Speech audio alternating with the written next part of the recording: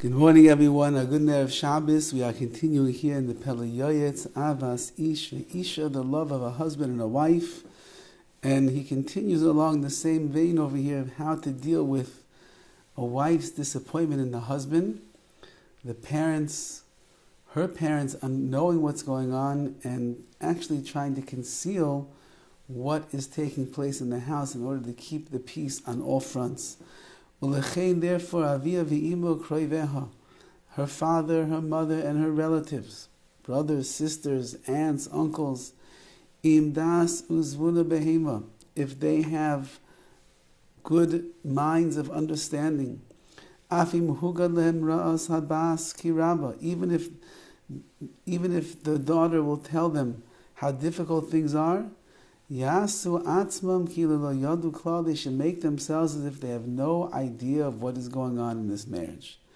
V'yikablu es baila b'seva panim yafais l'toivas bitam, and when they see their daughter's husband, their son-in-law, their brother-in-law, they should accept it with a shining countenance, all for the benefit of their daughter.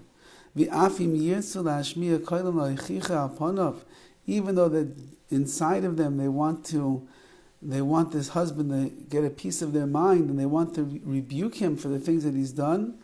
Even if they decide at the end of the day to say something, they can only do it because they make it as if they heard it from the neighbors.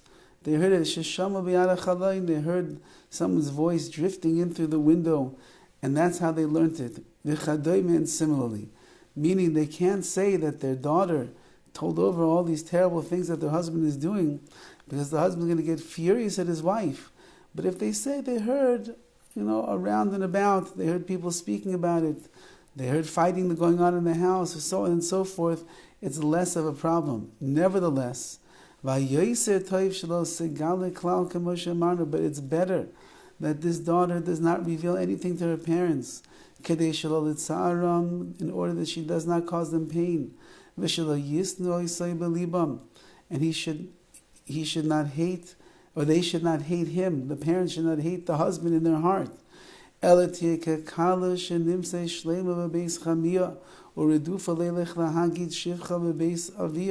She should rather be like a kala, like a bride that is complete, and she's in good standing in her father-in-law's house, and that she goes around telling the father, what a great son you have, and the husband will tell to the father-in-law, oh, what a lucky man I am, what a great wife I have.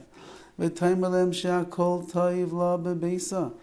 she should tell them, to her parents, everything is fine in my house, everything is great. Why am I crying? Why am I miserable? No, it's about something else. And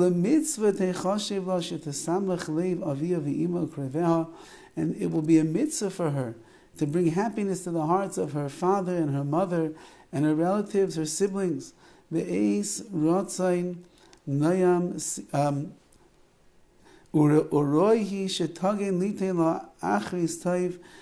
then she should work her best that at the end of the day, everything else will turn out good.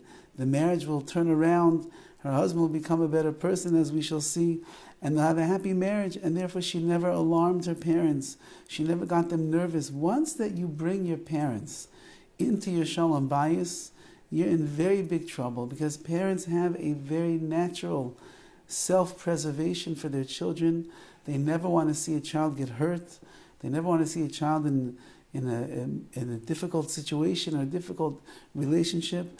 And sometimes parents will overstep the boundaries and they will do things that they should not do, and it will cause even greater friction and difficulties in shalom bayis.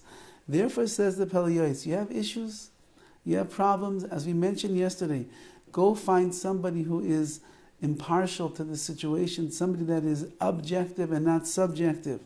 A Rav, a Rebbitzin, a therapist, a psychologist, whoever it is that you need to go and speak to in order to work things out. It's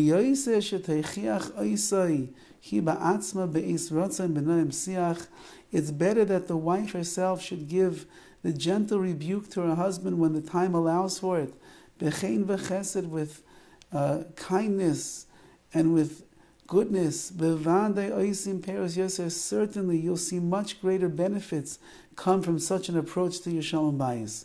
Ki be'emes amru, it says in Mishlei, l'shayin raka tishber gorim, a gentle speech, soft speech, it will break hardness, which means even if your husband is not the nicest of guys in the world, but if you come at the right time, in the right way, gently, softly, you speak to him, you can have great effects on him, be'ezus Hashem. And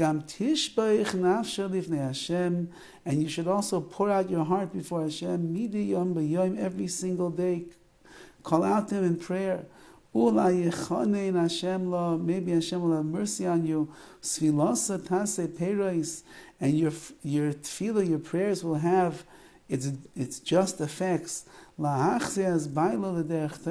help through your prayers for your husband to go back on a good path. And then you will also find real peace of mind and tranquility. So says the PELE YOETZ, this is unconventional in some circles, but that is, keep your shalom bayis problems to yourself. Know who you can talk to and know who you cannot talk to. Don't bring your parents and your family on board. It becomes a disaster, says the PELE YOETZ. Whatever you thought the disaster was 250 years ago, it's a bigger disaster, Bisman Hazeh, with the advent of texting and messages and this and chats and family chats. Imagine there's family chats that are out there that are condemning the husband to being the worst person in the entire world. There's family chats that are out there where they speak lashon hara day and night about the wife of their son and their brother and their nephew, about what a horrible, terrible, irate wife she is. All of that is destructive beyond belief. If you have issues, go and find someone that you can confide in and you can talk to, and try be'ezus Hashem to work it out in a way where it's going to be successful. Not to do things that are going to be even more destructive and chalila ruin a marriage that, if approached in the right way, with the right help and the right intervention, can and will be'ezus Hashem improve and be fixed and leave you for many years of happiness and peace in the world of shalom bayis. Have a wonderful day and a wonderful Shabbos.